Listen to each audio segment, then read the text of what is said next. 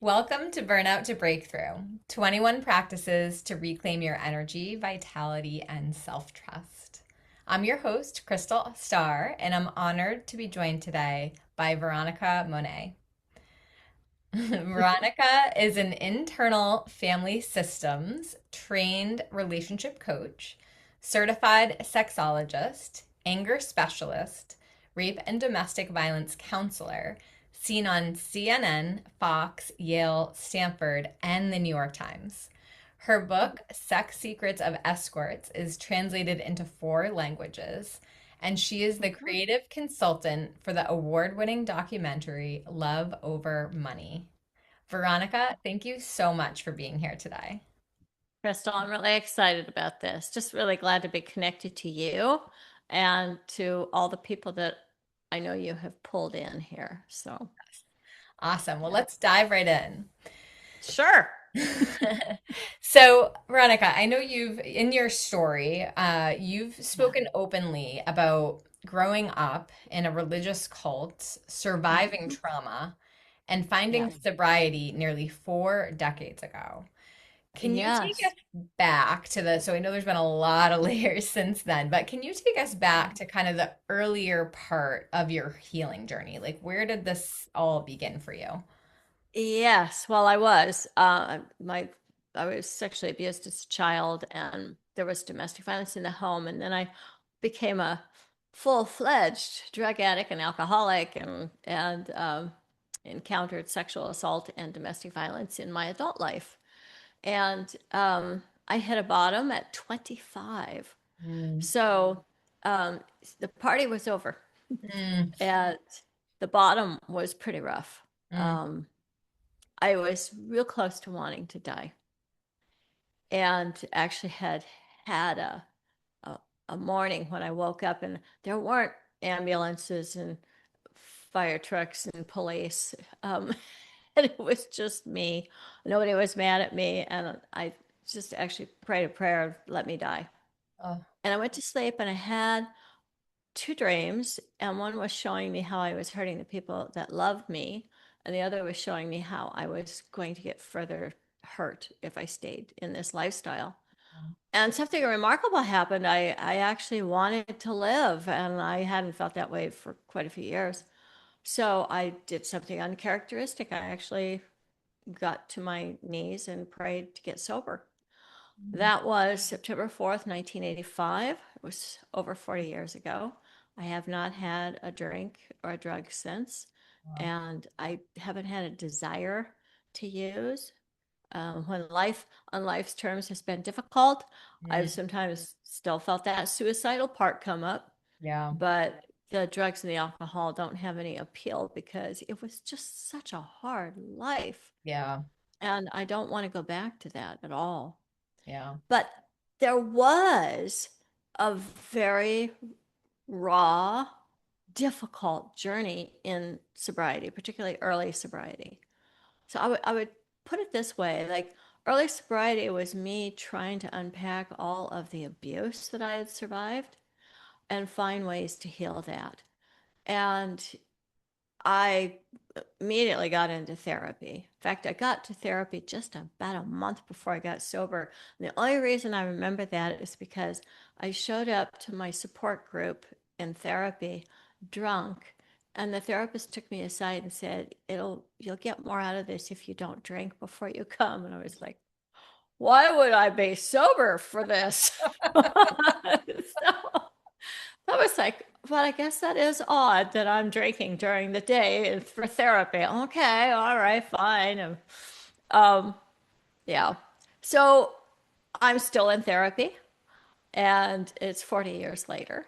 Wow. I have had some times when I wasn't doing therapy, but I almost always go back because it's just the layers of the onion, you Yeah, know? yeah, Um, and I am a high achiever and I want the best for myself. So that means not just kind of like going, oh, well, I did that and let's just kind of coast. I yeah, always want excellent health, and that includes my emotional, mental, psychological health, my spiritual health. yep. I still go to meetings. And so recovering from abuse and addiction is just like the grounding force of my life. Hmm. And I just want to say for anybody who has suffered abuse, and look, the sad fact is that 25% of the women and 20% of the men that are watching this right now probably were sexually abused as children too. Sad, but true. And then you got another 50% of the women that are watching right now who have been sexually assaulted, whether as children or as adults. And then you got another 80% of all women have suffered some kind of sexual harassment. Hmm. That sort of stuff goes into our bodies because it is an affront to our bodies. And so we're kind of carrying that trauma around all the time. And it's just like festering in the background, even though we're trying to tell ourselves, oh, I shook that off, or it's no big deal, or screw him, whatever Yeah. way that we try to cope with it. It's still eats away at us subconsciously or physiologically. And it's why it's really important for us to be pursuing some healing modalities that are embodied as Yeah. well. Hmm. So, when I first got sober, my sponsor said, "You're a very angry young woman. You're going to go to the gym and work out 3 days a week." And I'm like, all right. Well, I worked out for 3 days a week for years. Then I got a trainer and I worked out 6 days a week for years. And now I'm back to 3 days a week working out. I lift weights. And the rest of the time I'm looking for walks and hikes and, Yeah. you know, more fun outdoor stuff. Hmm. But that is so important to prioritize ourselves. And obviously, I wasn't used to doing that when I first got into recovery. Um, Seemed like I was wasting time, Yeah. you know? And I was not able to function very well. I spent days in the fetal position under my covers. I couldn't sleep with the lights off. It was really hard work. There were times that remembering stuff made me feel like I was going to throw up. And I did a lot of journaling and a lot of talk therapy. It wasn't until I discovered internal family systems about 10 years ago that I found, oh, we have a lot of different parts to us. Mm. So at the beginning of this, I referenced my suicidal part. Hmm. Almost everybody has one. It kind of rears its ugly head in the teen years and then disappears for most people. But it's kind of there. You think of it as a parachute. That part wants to help us. And the thing I love about internal family systems, or IFS for short, is that it doesn't judge or demonize our various parts. So we may have some parts that are very rageful and angry and destructive, and some parts that are very codependent and people pleasing.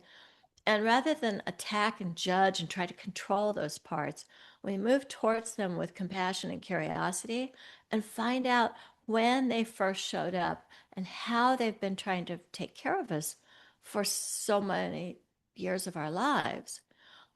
And then gently, compassionately, caringly, we move towards them with an update like, well, yes, that was something that really worked when I was 6, but now I'm 36 or 46 or 56 or whatever age we are. And maybe maybe I have some skill sets that we didn't have back then, and I could actually do this a little bit better. I'm going to take a little pause because I'm a long-winded person.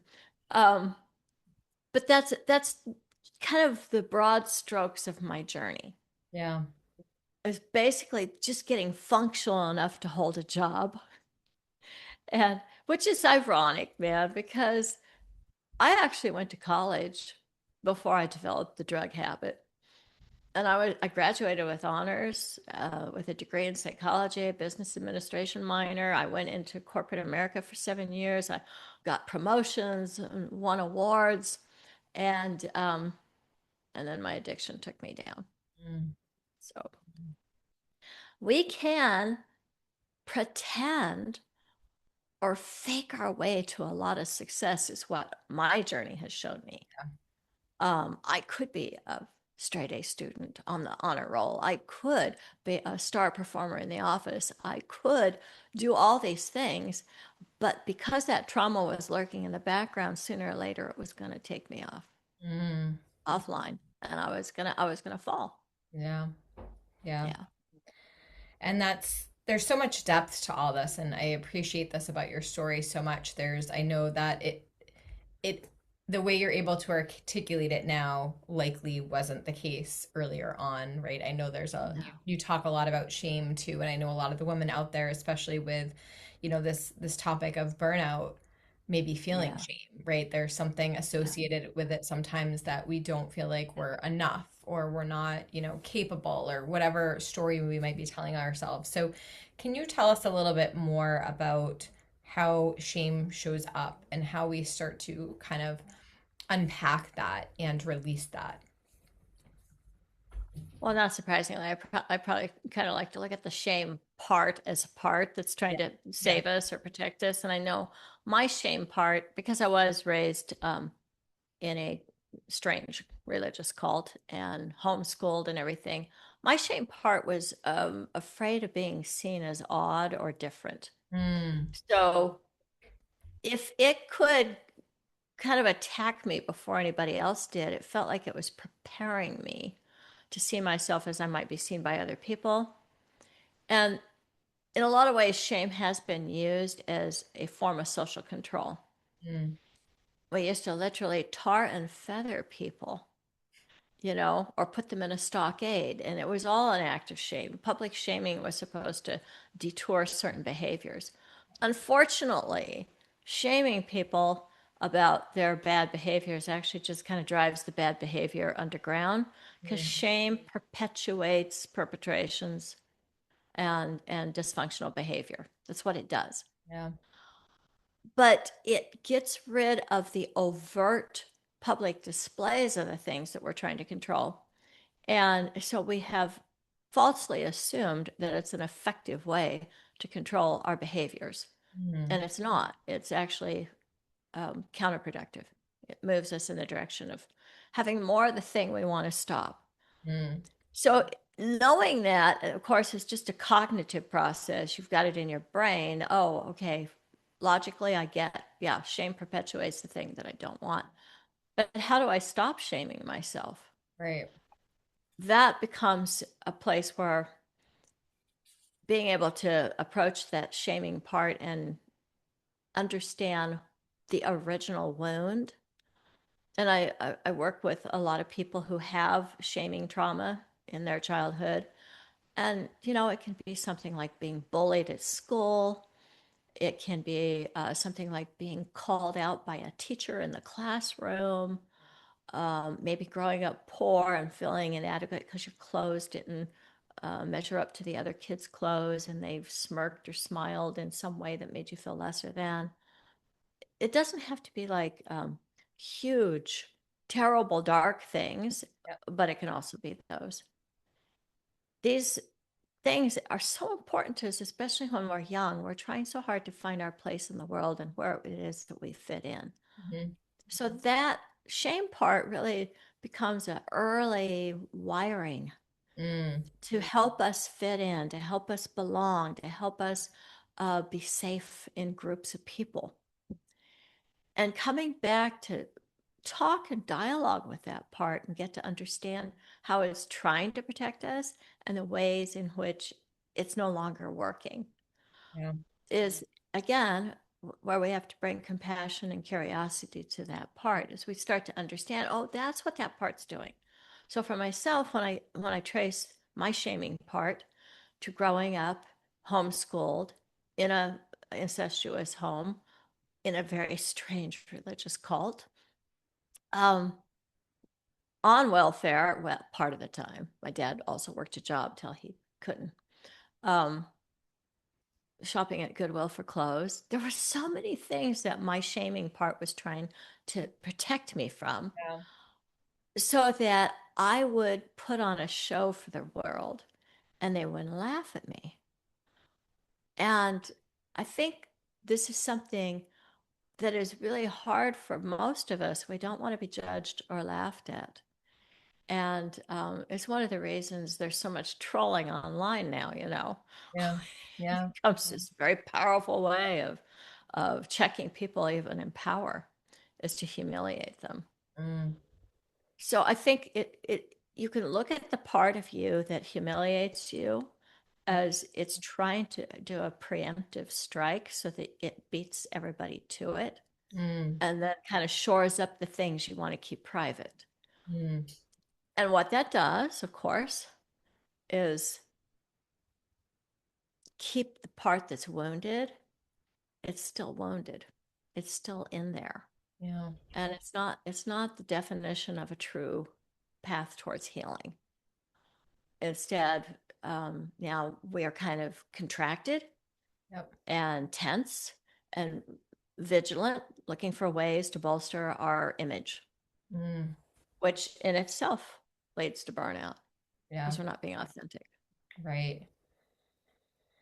Yeah. So tell me more about how the internal family systems can help Yeah. someone to, like, do you think there's potentially, lineage or history there that can lead to burnout? Like, what are the kind of trends or like overlaps between the two? Yeah. Well, you said an interesting word, which is kind of points towards this idea of legacy burdens, Mm, which there, look, there is scientific research that proves that trauma isn't just what happened to you, it's what happened to your predecessors. So we have trauma in our DNA. yeah. So even if you've had a magical life where nothing bad ever happened, you still are dealing with some trauma Yeah. because of the people that came before you. And you can look it up. It's epigenetics, the study of epigenetics. Well, I'm not going to go into it now, but it does. It travels at least 7 generations, Wow. believe it or not. So you got to go back 7 generations. What happened to the people before you?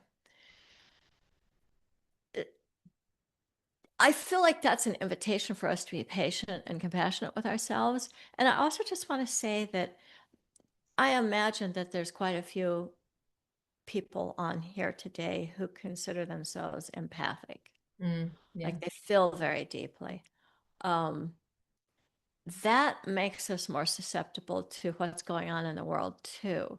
Yeah. So there's going to be times that you may feel anxious or depressed or frightened, and it's not even you. Mm, It's you're picking up what's in the ecosystem. right.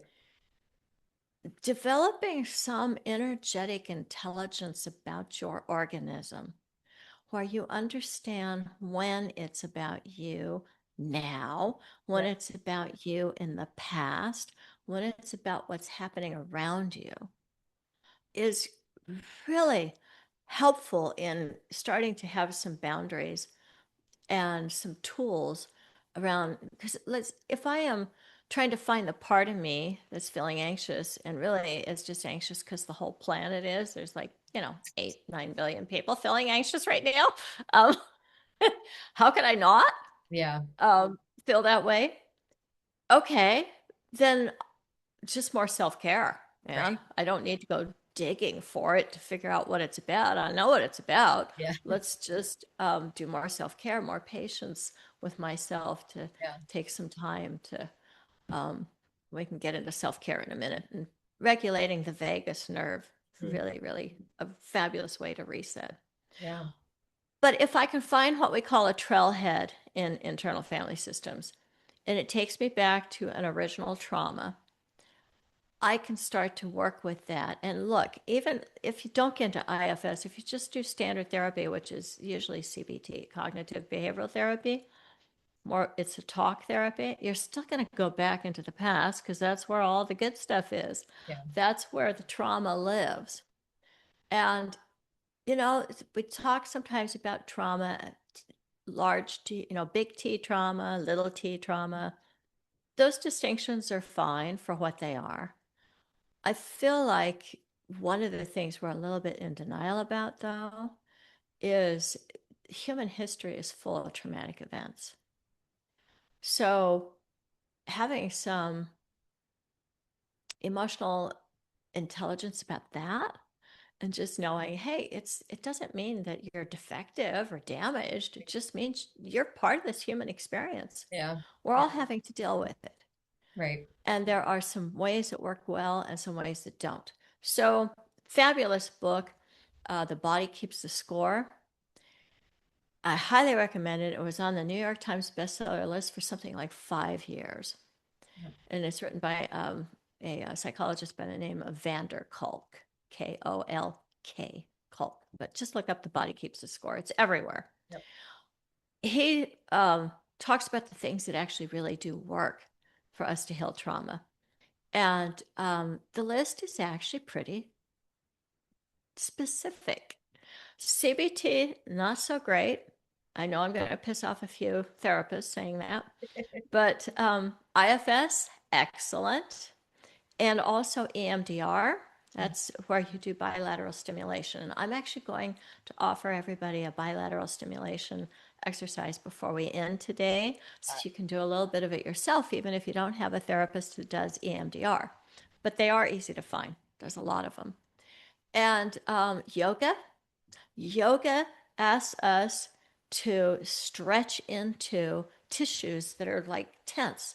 And if you've been sexually harassed or sexually abused or watched domestic violence in your home as a child, or maybe were in a situation where there was danger of any kind, whether it was a plane crash or a mass shooting, your Yeah. body's probably still holding on to some Right. stuff. Yeah.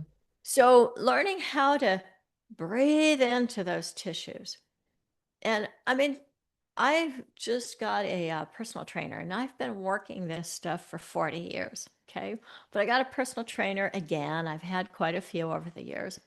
And I wanted her to help me rehab a broken knee. Um, she wanted me to do some things that made me cry. Mm. And it was just somehow or another there was trauma in the tissues that she wanted me to move.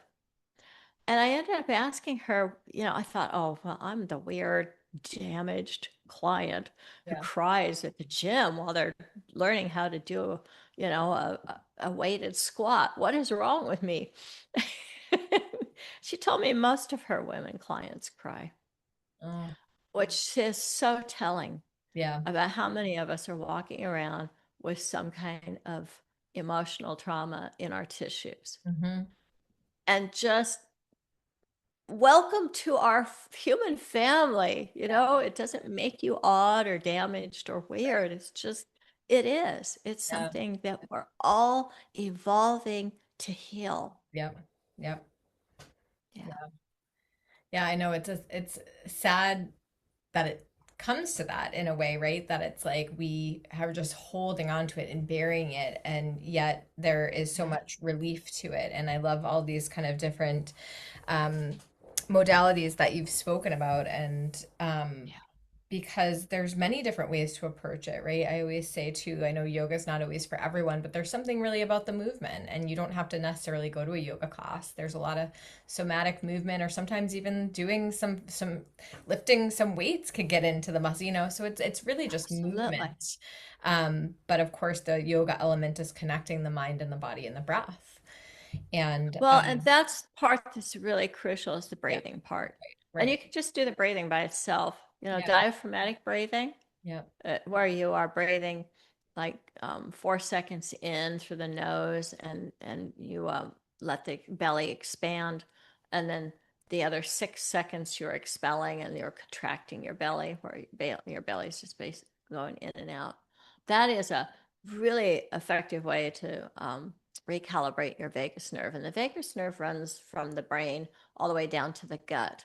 So for anybody who's finding that their burnout is taking the form of IBS symptoms or acid reflux or any kind of digestive distress, getting in touch with how you can reset your vagal nerve yeah, is really helpful. yeah. And you can use breathing to do that.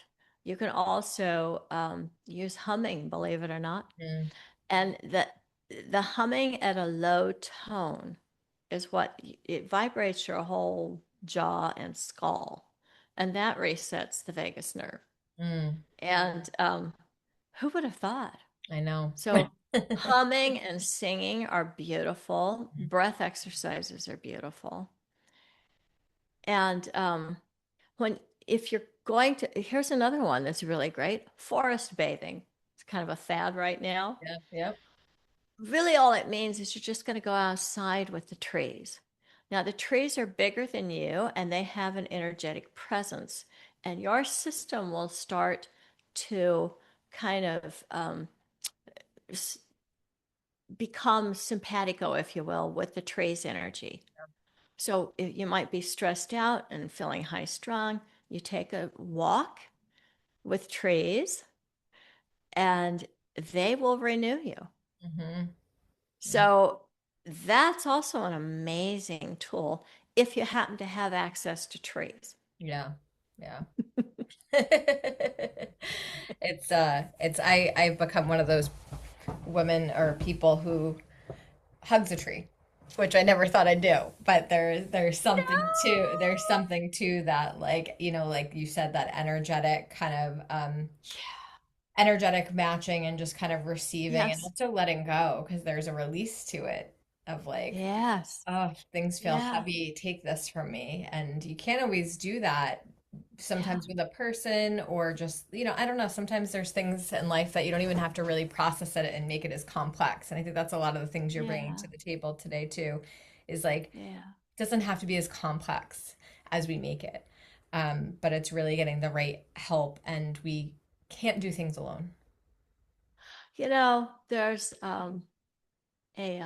a doctor by the name of Zach Bush. I don't agree with everything he believes in, Mhm. but I recently heard him say something that really resonated with me, and it was just talking about how Mother Nature pretty much put all the solutions to our problems in Mother Nature.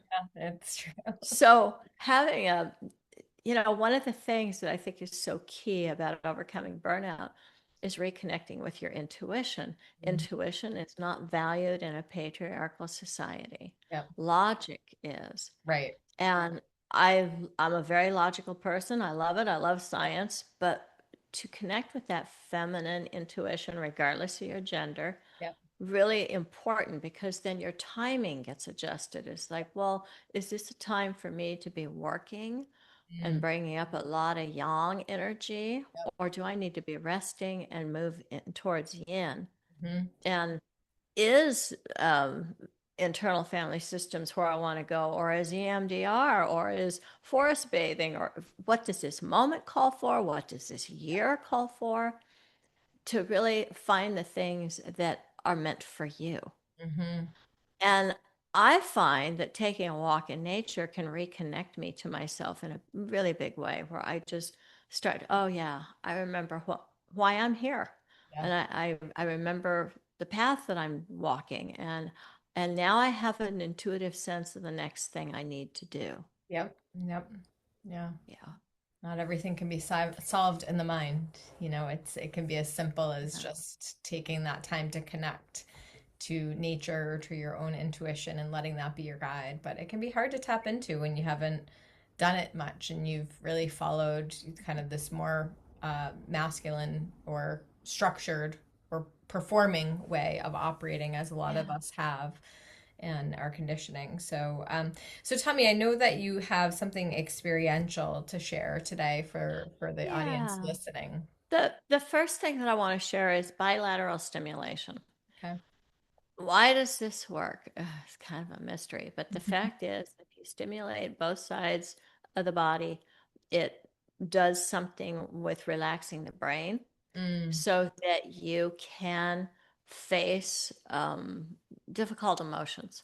okay. It's a great thing for anybody who's dealing with trauma Yep. or unhappy memories, Yep. that you can do this. But also just think about, let's say you had a close call in traffic, or somebody said something really hurtful and insulting to you, and you find yourself kind of shaking. Hmm.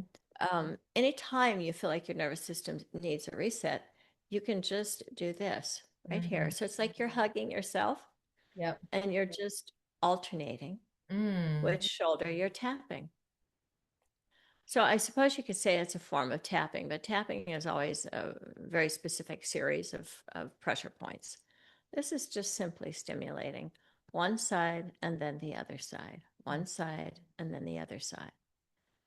And there's a part of me that thinks not only is it bilateral stimulation, which is scientifically proven to be effective, but I wonder sometimes if it doesn't also mimic a mother patting her baby on the back. Yeah, that's what I was kind of thinking of. It feels nurturing. Yeah, it It does. feels like we're It's kind of lovely. self-soothing. We're self-soothing. We're resetting. Hmm. Yeah.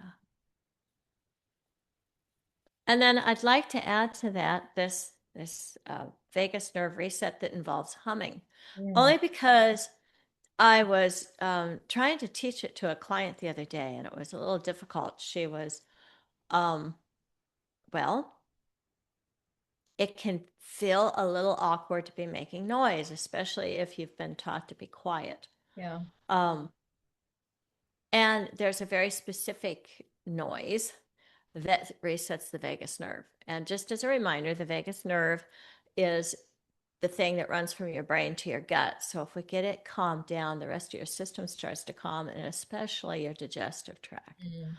So it's something like this. And of course, everybody's voice is a little different, but it would be like a breath in.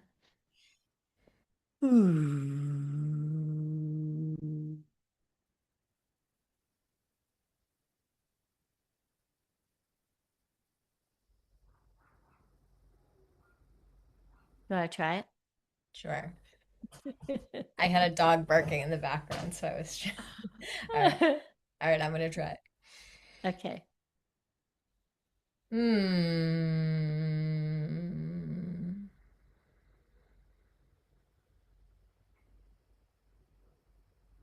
Yeah. The goal will be to gradually expand how long you can make the hum last. A reset usually takes about 5 minutes of this. And if it feels too, daunting in some way, it might help to be like washing the dishes or vacuuming or something, you know. I don't want to make it all about housework here, out chopping In the wood. shower, I guess. In the shower, whatever it is, Yeah. but kind of an activity that you don't have to think about too Yeah. much, Yeah. and then and just to do that again.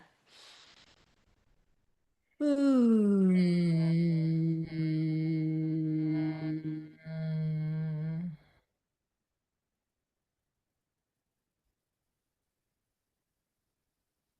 Something about the vibration that feels like good too. Yeah, First one was yeah, harder. There was a lot of resistance. And then the second one, it's like, oh, okay. I see why you got to do yeah. it for a few minutes. Yeah, yeah.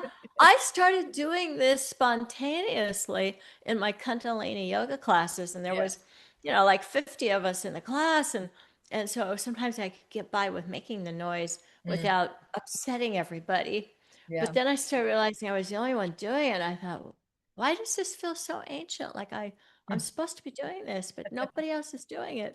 And then I learned about the vagus nerve, and I mean, I'm serious. Like, there's a YouTube video that goes on for a half an hour explaining in schematics and scientific terms exactly why this works Yeah. Yeah. and That's great. why you want a lower note. And I was like, Yeah. well, but see, Yeah.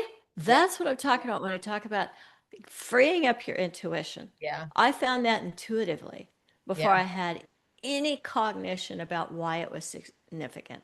Right. And that's the thing that I work with internal family systems too, because I am teaching people to find their own wisdom. Mm. I don't see my role as helping people go in the direction I think they should go in. What I want Right. to do is just help them get in touch with the managers and the firefighters and the exiles so they can manifest more of what we call self, which is really your ancient divine self Mm. that Mhm. has all the answers that Yeah. I don't have all the answers for you. You Right. have those. I Yeah. have my answers. So So this it's also an honoring of our individuality and Yeah. how special and unique each one of us is. Mm, I love that. Yeah. I love that. Yeah. That's so beautiful. And so, as we start to wrap up, I know you also Yeah. have a free gift for I do. those listening. Can you share Yeah. what it is and who it's for? A- Absolutely. So, in the link that I know you have below, it's called the Exquisite Partnership Formula. I I've like it sometimes thought already. about renaming it. That is birthed from the very I'm bisexual and I have a masculine slash feminine brain. Yep, yep. So when I came up with that title, I it made a lot of sense to me, but I don't know. Sometimes I think I need to come up with I something think it a sounds little great. softer. Yeah. But anyway, what's in the book? It's 10,000 words, so it's big. Okay. And you certainly don't have to read all of it, nor would I even recommend that you do, but you just go to the headings. Yeah, And there are about 5 different tools in there for people who are in relationship with other human beings, which I hope is everybody on this call. And I'm not saying just a romantic relationship or a marital relationship or a sexual relationship, but relationships. right. Most of us have people in our lives. And so these tools are really helpful with all relationships. I Mm, targeted couples, but it's good for all relationships. okay. The ones that I want to really call out today, I'll let you discover the other ones on your own. The perfect timeout. Mm, In intimate relationships with our children, our spouses, sometimes even our neighbors, we anything where there's close proximity and mm, there's a lot at stake, mm, we can get easily triggered into places to trying to defend our okay, I'm right, you're wrong sort of thing. And a timeout will help us adjust our nervous system so that we're not back into this brain stem, which is what yeah, we call the amygdala or yeah. the reptilian brain. That part of the brain only does 4 things. It knows how to fight, it knows how to flee, it knows how to freeze, and it knows how to fawn. Fawn is a survival mechanism too, where you tell somebody that you think is going to hurt you all kinds of good things, try to get on their good side. It is not authentic and it's not capable of thought. So it's the earliest part of the brainstem and it's primitive. It's literally at the cognitive level of a lizard or a snake. Mm, You don't want to keep talking and interacting and trying to solve problems at that point, but everybody takes their timeouts in ways that don't work. This one is lab tested for domestic violence situations. mm, So hopefully you are not in one and it's really going to work for you too, just because it demands accountability and partnership. mm, You have to negotiate this with the people that you want to have this arrangement with. You have to negotiate how long timeouts last. And the agreement is that whoever calls the timeout has to come back to the conversation that was interrupted and make themselves available for that conversation at some point. What mm, most people do is, okay, I'm done. I can't, you know, I can't have this conversation right now. And they leave the other person hanging. And oh, really? Is that still a thing for you? You still want to talk about that? yeah, This erodes the connection and it engenders mistrust. So the next time you say, "Man, I can feel myself getting hot under the collar and I need to take a time out," they don't want to let you because you're just using it to avoid them. right, right. So this is the perfect timeout. And then there's a game Mm, that I just love. It's something that my partner and I developed together, and we call it Show Me Your Movie. And mm, it's literally suspending your version of what the two of you talked about and what happened, yep. and listening to your partner's movie, listening to what they heard, how they experienced it, what they saw. And Mm, then you use a talking stick, you come right back to get to share yours. yep, What we often found was that we got a bigger truth yep. than the one that we both were hanging on to. Mm, And we were able to see, oh, wow, you're right. I did raise my voice. I forgot I said that. And also, from your perspective, even though that wasn't my intention, I can see why you were angry and frightened. So we got more compassion, more connection, more understanding. And I like to sometimes talk about, like, if you ever watch tennis or football, they've got multiple cameras everywhere. They got drones trying to follow around all the angles to see what actually happened. Yep. We don't have that. So you got these two eyes Right. and you got these two ears, Yeah. and then you got a brain that tends to erase trauma. Yeah. So only hear half of it, only remember part of it. You Yeah. think you know what happened. And as I often tell the couples that I work with, we are not going to talk about facts. We're just going to talk about feelings. Mm, So it's amazing how beautiful you yeah. can feel about the connection with each other without even solving the problem that Yeah. originally started the argument, Wow. I love just that. because you see Yeah. each other as human again. Yeah. I'm seeing how beneficial this can be, and I'm already envisioning it in conversations I've had recently of like, oh, if we just took that moment of again, the trust and the it's so hard, and especially in those Yeah. close relationships, as you were sharing, it's not always the, significant relationship, but close friendships, close family members, Yes. neighbors, whoever it might be. Oh, yeah. It's easy to get things escalated because there's so much depth to the relationship and loyalty. Yeah. And I can see how quickly things can get spun out when it gets heated. So Totally. yeah, I Yeah. love that. It's true. Yeah. That's beautiful. And it sounds like there's a lot of depth in that gift that you have to share. So Yeah. yeah, yeah. So paying attention to the headers, as you said, kind of gravitating maybe to what's interesting or where you might be feeling Yes, yeah. there's that for I'm not going to go into it, but there's a Yeah. five-step process for a Okay. very firm no Yeah. with Awesome. your partner that creates heart connection and pulls them closer to you while you're saying Great. no. Wow. Love that. Imagine Love- that, a Yeah. boundary that creates love and connection. Yeah. Oh, this is great. This is fascinating. Yeah. Thank you so much, Veronica. This has been such a great conversation. I've really enjoyed learning more about your journey and all of your expertise, and appreciate the experiential components you given today and this lovely free gift. So thank you so much for all of this today. And as we wrap up, is there any final words that you'd like to leave for the audience listening?